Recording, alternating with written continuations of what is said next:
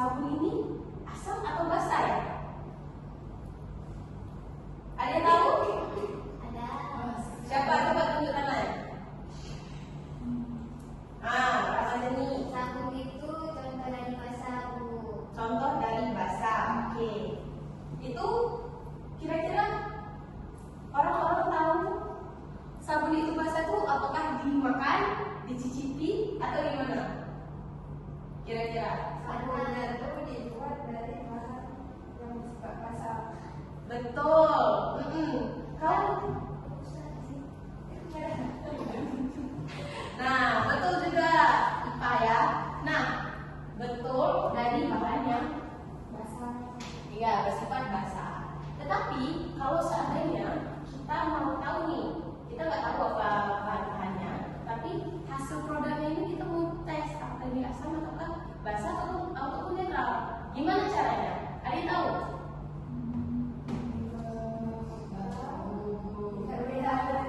Lihat pH-nya betul. Kita nggak boleh mengecek sebuah larutan ataupun zat itu dengan mencicipi, memegang ataupun lainnya yang menggunakan fisik. Nah, hari ini kita akan belajar selain pH dan indikator asam dan basah. Tadi IPA ada bilang kita lihat pH-nya kan? Makanya kita belajar sekarang. Nah, tujuan pembelajaran hari ini itu adalah siswa mampu menganalisis hubungan antara nilai skala pH dengan kekuatan sifat asam dan basah dalam suatu larutan secara tepat, dan siswa mampu menganalisis perubahan warna berbagai indikator alami dan buatan dalam larutan asam dan basah melalui video secara akurat. Oke?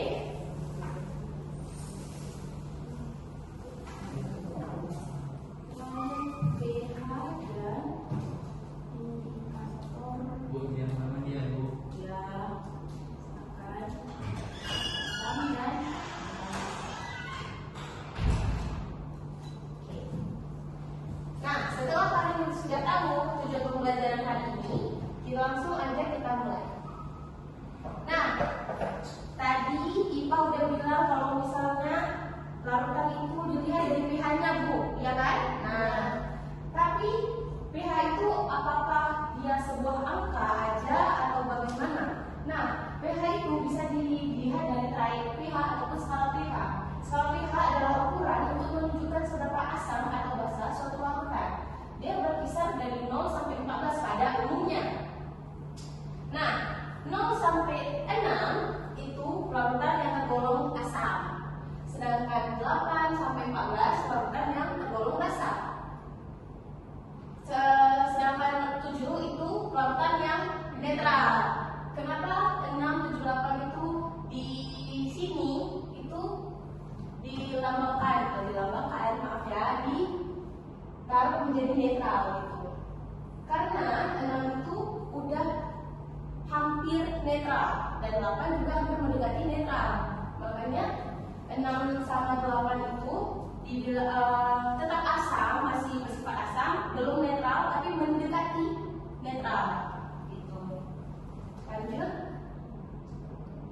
Nah, yang tadi kan kita nggak bisa mencicipi ataupun memegang sebuah larutan ataupun zat untuk kita mengecek apa itu asam atau basah. Nah, ada alatnya,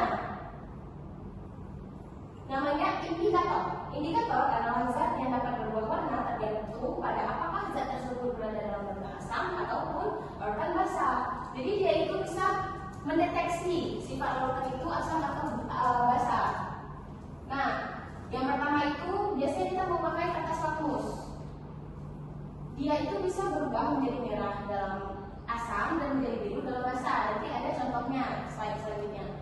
Dan ada lakmus universal, yaitu warnanya coklat warna-warni ya kan? Nah, dia itu memberikan spektrum berbagai warna menunjukkan nilai pH secara lebih tepat. Kalau kertas lakmus kita cuma bisa lihat apakah itu basah, apakah itu asam. Sedangkan lakmus universal itu bisa menunjukkan dia pH berapa, bukan hanya yaitu asam atau basah. Satu lagi ada indikator alami dan sintetis. Indikator buatan dan dari bahan alam juga dapat menentukan sifat sebuah larutan. Jadi bukan cuma kertas-kertas ini. Jadi kita bisa pakai bahan alami atau bahan yang ada di laboratorium. Oke. Betul saja ya. Ya. Ini kata tadi terbagi menjadi berapa aja tadi? Tiga. Apa aja? Kertas Kertas kamus. Kamus universal.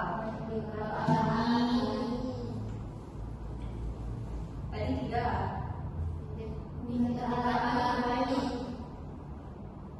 Dan apanya yang sintesis?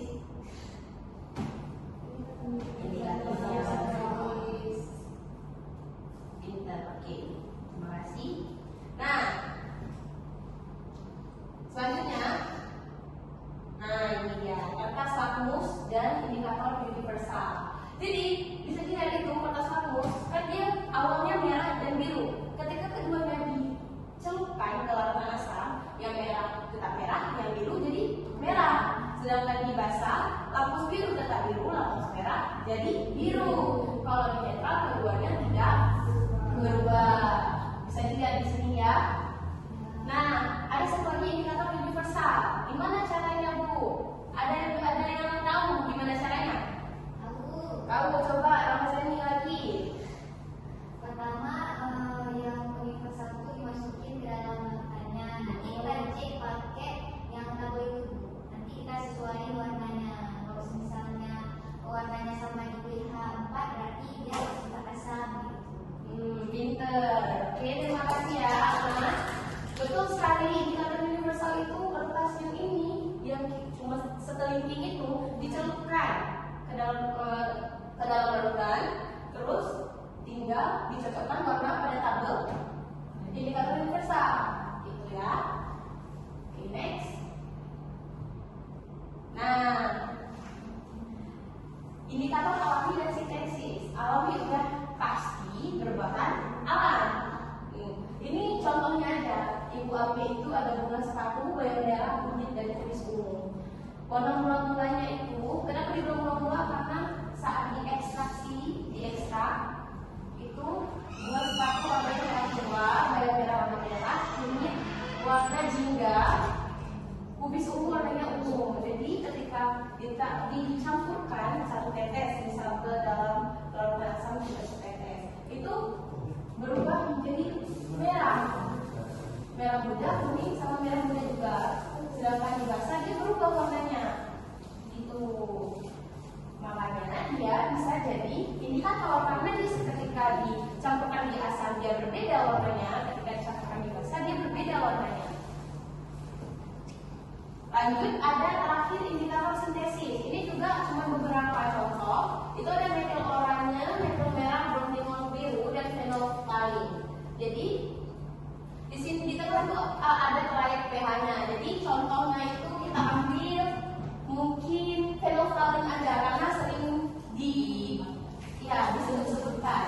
Nah, di sini dibilang trayek pH-nya itu 8,3 sampai 10,1. Perubahan warna dengan naiknya pH itu tidak berwarna sampai merah. Berarti di saat 8,3 itu dia belum berwarna ketika dicampurkan sama larutan basah ya, karena trayek pH-nya 8,3. Lalu saat 8,4 itu sudah mulai ada warna, perubahan warnanya mulai berubah sampai dengan pH 10,1 baru berubah menjadi merah.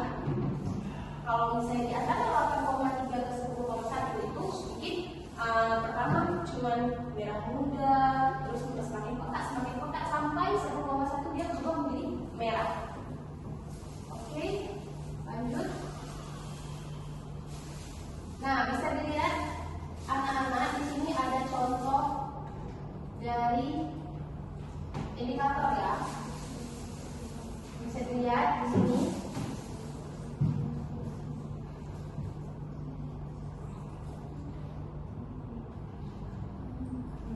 Nah, lakmus merah. Nah, ini di sini ada oregano, air garam sama pasta ini orange water. Apa itu orange water? Jus biru. Air warna oranye. Ya, di sini ada madu dan vitamin C. Nah, kita lihat ya. Vinegar, siapa yang tahu vinegar? Sabuka. Ya, betul. Coba sih ya. Nah, tadi lampu biru dicelupkan ke dalam asam luka, dia berubah jadi merah. Artinya apa? Asam. Cepat asam, betul. Nah, ini lampu biru dicelupkan semua ke dalam yang di atas itu berubah menjadi warna merah semua, ya kan? Itu artinya yang deretan dari atas itu bersifat asam, sedangkan yang di bawah, kita ulang lagi, lapis biru tetap biru. Nah, tapi tadi ada lapis merah dicelupkan ke air garam itu tetap merah, artinya netral. Oke. Kalau mau lebih detail pakai indikator universal kayak tadi Ramazani bilang, itu tinggal dicelupkan dan dicocokkan warnanya. Kalau memakai indikator buatan alami, pakai hibiscus, bunga sepatu, dan kunyit, sama kalau ungu. Nah, dipraktekkan.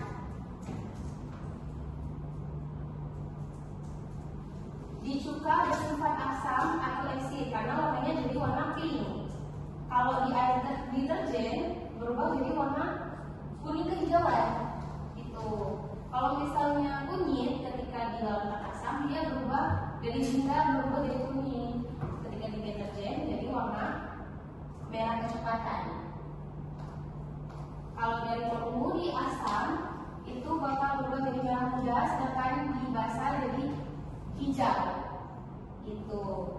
Jadi artinya tidak semua bahan alam itu, ini disclaimer, tidak semua bahan alam bisa jadi indikator. Tapi kalau misalnya kayak tadi ketika ditaruh dalam asam itu berubah menjadi, contoh tadi hibiscus warna merah, sedangkan kita pada di basah itu berubah warna lain, warna kuning, itu bisa dijadikan indikator. Seperti itu ya.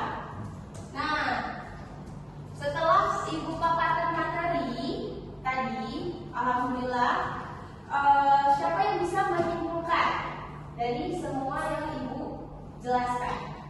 Siapa yang mau menyimpulkan? Siapa itu? Ipa, oke, Ipa.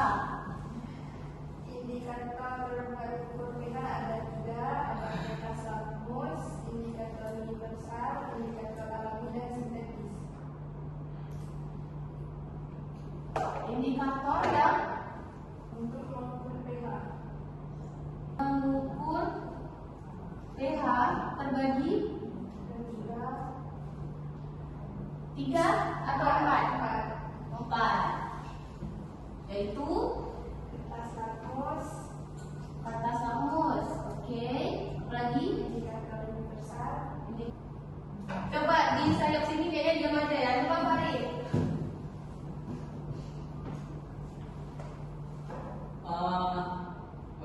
Untuk deteksi rasa asam rasa basa pakai indikator Bu. Tadi ibu bilang apa tadi? Bagus jawabannya, tapi ibu nggak boleh dirasa. Kemarin ini aku baru belajar itu ini. Berarti Dikit aja. asam warna merah, basa warna biru. Apa Di apa namanya? Talamu. Kertas lakmus. Kertas lakmus merah dan biru. Apa tadi? Oh, beda ya, Pak. Tadi kamu yang bilang merah dan biru. Lakmus merah kalau di asam warna merah. Lakmus merah kalau biasa warna merah. Kalau lakmus biru di asam warna merah. Oh, ini bertipu. Semua asam memerahkan lakmus, semua basa membirukan lakmus. Membirukan. Oke. Yes. Tadi berarti lakmus merah, asam merah. Ya. Basahnya apa? Basa berarti biru. Biru.